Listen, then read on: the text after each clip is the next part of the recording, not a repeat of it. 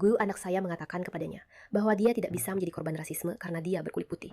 Anak saya adalah minoritas di sekolahnya. Bahkan dia satu-satunya anak laki-laki kulit putih di kelasnya dan itu tidak pernah menjadi masalah. Kenapa harus jadi masalah?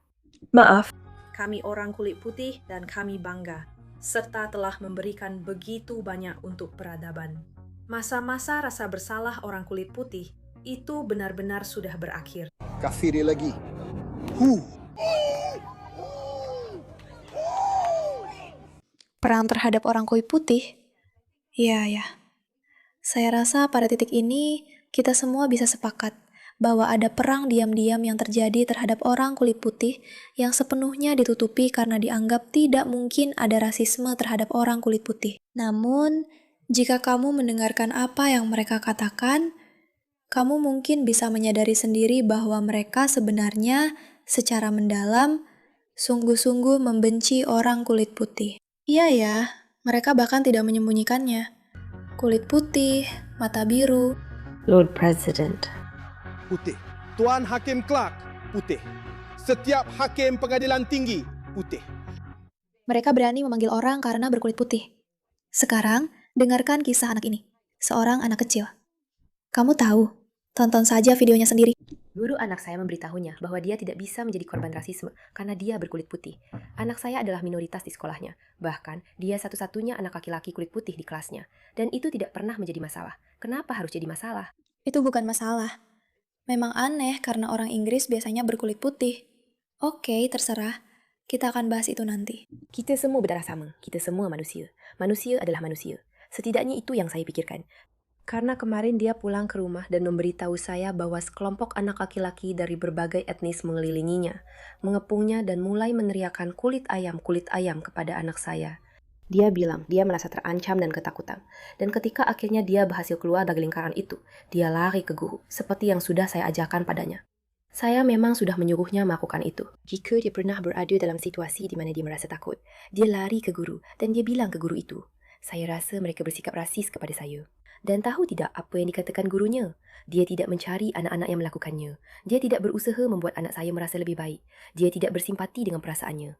Dia malah bilang, "Kamu kulit putih, kamu tidak bisa menjadi korban rasisme terhadap orang kulit putih." Jadi, anak saya tidak masuk sekolah hari ini dan dia tidak akan kembali kecuali ada perubahan karena dia benar-benar menjadi korban rasisme. Dia juga menjadi korban kekerasan verbal. Dan ketika dia lari ke guru untuk meminta bantuan, guru itu mengatakan bahwa perasaannya tidak penting karena dia kulit putih. Guru itu harus dicopot dan dikeluarkan dari sekolahnya. Tapi, apakah kamu terkejut? Karena mereka telah menciptakan teori omong kosong ini secara online, bahwa rasisme hanya terjadi pada orang yang bukan kulit putih. Ini bahkan bukan soal minoritas lagi. Ada seorang anak laki-laki kulit putih yang menjadi minoritas di kelas, dan seseorang bersikap buruk padanya karena dia kulit putih. Dan tidak ada pemahaman bahwa dia adalah minoritas. Jadi mungkin rasisme juga bisa terjadi padanya. Tidak. Jika anak itu kulit putih, maka tidak ada yang namanya rasisme. Dan menurutku, banyak orang sudah cukup dengan hal ini. Banyaknya cerita yang akan kami tunjukkan hari ini tentang betapa dalamnya kebencian mereka terhadap orang kulit putih. Wah, kita akan melihat sesuatu yang menarik. Selamat datang di Pushback. Saya Miraka, pembawa acara Anda. Pastikan untuk menekan tombol subscribe, like video ini, dan tunggu pengumuman menarik tentang bagaimana Anda juga bisa segera bergabung dalam Pushback. Benar sekali, kami adalah orang kulit putih. Dan kami bangga kami telah memberikan begitu banyak untuk peradaban. Masa-masa rasa bersalah orang kulit putih itu benar-benar sudah berakhir. Segala sesuatu tentang diriku, segala sesuatu yang telah diperjuangkan dan dikorbankan oleh leluhurku untuk dilindungi, tertulis di tanah tempat aku berpijak ini.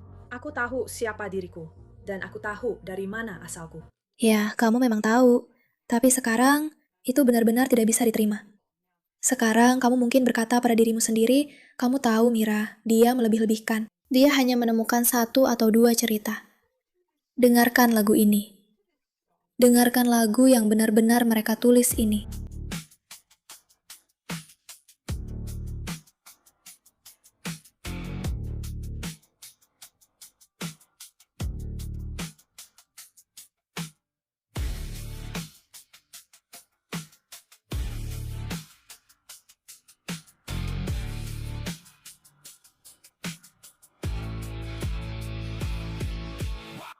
Vigilante bukanlah balas dendam. Ini adalah perang terhadap kulit putih. Apakah kamu dengarnya? Aku tidak tahu apakah kamu akan menyadarinya.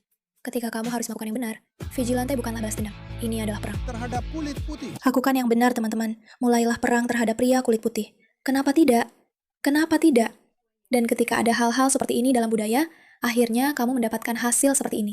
Kamu tahu, gadis muda di Finlandia ini dipukuli oleh sekelompok orang berkulit coklat yang biadab karena dia berkulit putih dan mereka tidak menyukainya.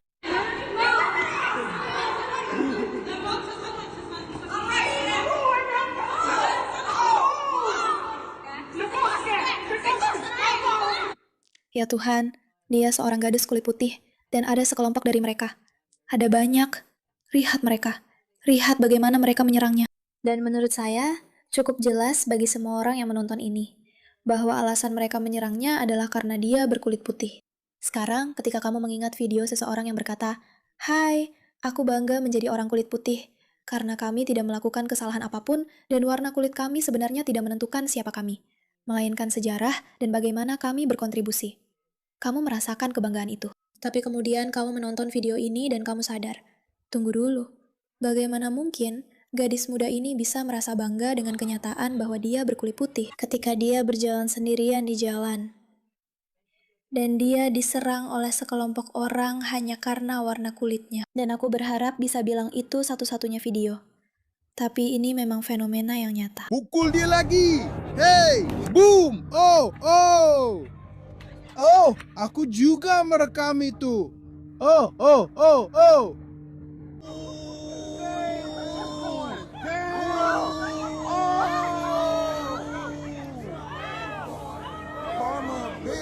Dia seharusnya tidak di luar. Sekarang, aku berharap bisa bilang bahwa ini hanya masalah pria dengan terlalu banyak testosteron. Tapi apakah kamu melihat? Apakah kamu memperhatikan betina ini yang berjalan melewatinya dan menendangnya? Dan bagaimana semua orang yang menyaksikan kejadian ini kebetulan berkulit hitam? Dan bukannya membantu pria ini, mereka malah merekamnya. Coba bilang ini bukan perang. Katakan padaku. Katakan bahwa ini bukan hanya karena mereka mengira dia pria kulit putih. Dengarkan apa yang mereka katakan. Aku mengerti lagi. Oh. Mereka tertawa. Aku tidak bisa memberitahumu seberapa tidak peka seseorang harusnya untuk menonton seseorang diserang, lalu malah tertawa dan merekam. Bukannya mencoba menolongnya.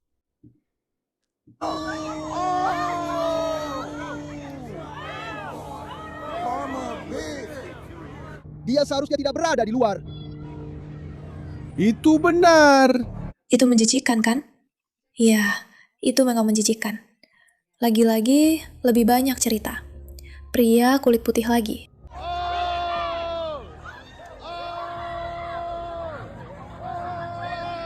Ini adalah seorang gadis muda. Hanya menonton saja.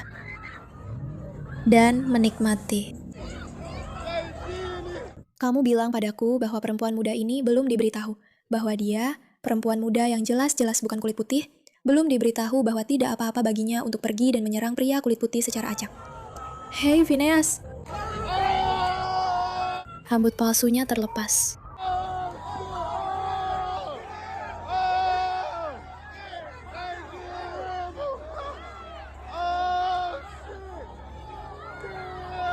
Aku tidak tahu harus bilang apa, tapi menurutku ini seperti sekelompok biadab menyerang seorang manusia. Sekarang, apakah kita tahu konteks dari apa yang terjadi? Apakah kita tahu cerita di baliknya? Tidak, kita tidak tahu. Tapi apa yang kamu lihat di sini adalah sebuah fenomena. Dan aku akan bilang seperti ini. Kalau kamu mau menyerangku dan bilang, ya, kamu hanya memilih beberapa video acak tentang pria kulit putih. Dan kamu sebenarnya tidak tahu apa yang terjadi. Oke, dengarkan ini sebentar, lalu beritahu aku pendapatmu tentang ini. Kenapa mereka mengubah kecepatan pemutaran? Itu sangat tidak sopan. Jika para pendukung nilai-nilai liberal kos menenah, aku rasa membaca Al-Quran, ayat demi ayat, atau hanya membaca surat An-Nisa yang dikhususkan untuk perempuan.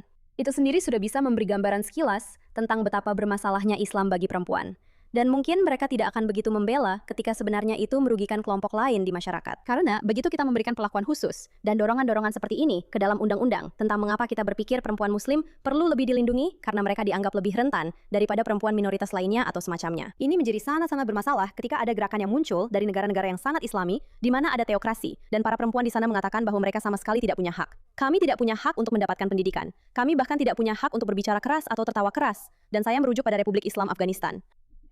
Tentu saja, tunggu sebentar. Ini bukan video tentang hak-hak perempuan dalam Islam. Ini tentang apa yang akan dia katakan mengenai apa yang diyakini orang-orang yang datang dari negara-negara ini tentang perempuan kulit putih. Dan perhatikan soal perempuan kulit putih ini. Tunggu dulu. Situasi di mana mereka benar-benar menghapus perempuan dari masyarakat. Sekarang, kamu bisa saja hidup nyaman di Inggris dan menjadi perempuan kulit putih kelas menengah dan berpikir bahwa ini adalah masalah yang hanya terjadi di negara teokrasi. Nah, inilah yang persis akan kita dapatkan di sini jika kita membiarkan hal ini berjalan tanpa kendali. Apakah kamu juga berpikir bahwa di beberapa kalangan komunitas muslim, perempuan kulit putih dianggap tersedia untuk siapa saja? Bahwa mereka semacam dieksotiskan karena mereka punya akses itu. Karena mereka tidak memakai hijab atau burka, atau mereka bukan muslim. Tapi juga karena maraknya budaya pornografi. Aku benci mengatakannya, tapi benar-benar, iya, benar sekali. Maksudku, ini dimulai dari tingkat paling bawah. Misalnya jika kamu, katakanlah, mendengar obrolan di ruang ganti. Atau obrolan seperti itu. Di antara kelompok pemuda muslim, kamu sudah bisa melihat bagaimana perempuan kulit putih direndahkan di mata mereka. Dalam artian, kita bisa bersenang-senang dan main-main dengan semua perempuan ini. Tapi nanti kita akan menikahi istri muslim yang baik. Dan itu memang semacam pola umum dari kebanyakan pemuda muslim. Aku juga akan bilang pemuda muslim Inggris seperti itu. Kamu tahu, saat mereka ingin bersenang-senang. Itu seperti yang kamu bilang, entah itu karena pornografi yang membuat mereka jadi lebih difetishkan, tapi juga karena Islam itu sendiri. Dan kalau kamu kembali lagi ke sejarah Islam, memang ada ekspedisi di mana Muhammad membakar semangat para pengikutnya untuk pergi menaklukkan wilayah baru. Dan kamu tahu, menangkap perempuan berambut pirang. Jadi memang ini kembali lagi ke sejarah Islam itu sendiri dan pandangan Nabi terhadap perempuan-perempuan ini, lalu bagaimana hal itu berlanjut. Dan persentu saja, seperti yang kamu bilang, pornografi hanya akan memperkuat hal tersebut. Tentu saja, tentu saja, tentu saja. Sudah jelas bahwa tidak setiap orang yang bukan kulit putih ada hubungannya dengan Islam. Tapi ketika kamu punya budaya demi budaya demi budaya, entah itu agama, negara, atau kebangsaan yang berbeda-beda, yang berjuang dan percaya bahwa orang kulit putih tidak pantas mendapatkan hal yang sama. Aku tidak tahu, rasa hormat seperti yang didapat orang lain hanya karena warna kulit mereka. Aku akan mengingatkanmu kembali pada video yang kita mulai tadi. Tentang anak yang ada di sekolah dan diberitahu bahwa dia bukan korban rasisme karena dia berkulit putih. Dan itu tidak mungkin terjadi. Dan ini adalah sesuatu yang sedang didorong di mana-mana saat ini. Lihat, kebanyakan orang akan bilang, memberitahuku bahwa aku sebenarnya bukan orang kulit putih. Dan aku benar-benar tidak masalah dengan itu. Ini bukan tentang berpikir bahwa orang kulit putih itu lebih unggul. Sebenarnya ini tentang kita melihat sekitar dan berkata bahwa jika kita ingin menghilangkan rasisme, kita harus mengakui ketika memang ada rasisme. Dan jika kita sedang berperang, maka kita harus benar-benar menerima bahwa kita sedang berperang dan berhenti berpura-pura bahwa ini tidak terjadi hanya karena ini terjadi pada kelompok orang tertentu. Karena dia benar-benar menjadi korban rasisme. Dia adalah korban pelecehan verbal. Dan ketika dia lari ke seorang guru untuk meminta bantuan, guru itu mengatakan padanya bahwa perasaannya tidak penting karena dia berkulit putih. Jadi, sekarang saya sudah bicara dengan anak saya tentang pindah ke sekolah lain. Tapi dia takut, dia tidak percaya pada siapapun. Dan sekarang saya harus mencoba menjelaskan kepadanya bahwa dia seharusnya mempercayai para guru yang ada di sana untuk melindunginya. Padahal mereka tidak melakukannya. Jadi satu-satunya pilihan yang tersisa, karena saya tidak mau anak saya merasa takut, adalah mengajarinya di rumah. Yang berarti saya tidak bisa bekerja.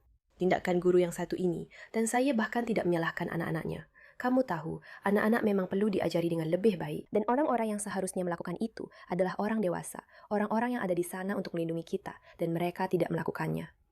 Dan karena tindakan guru itu, seluruh hidup saya sekarang terpengaruh. Seluruh hidup anak saya sekarang juga terpengaruh. Bukan hanya anak laki-lakinya, tapi seluruh masyarakat kita. Jika kamu tidak mau mengecam tindakan yang tidak pantas terhadap sekelompok orang, dimanapun dan kapanpun kamu melihatnya, maka kamu adalah bagian dari masalah itu. Bahkan jika kamu takut bahwa dengan mengatakan sesuatu, kamu mungkin dianggap rasis. Terima kasih atas perhatianmu terhadap masalah ini.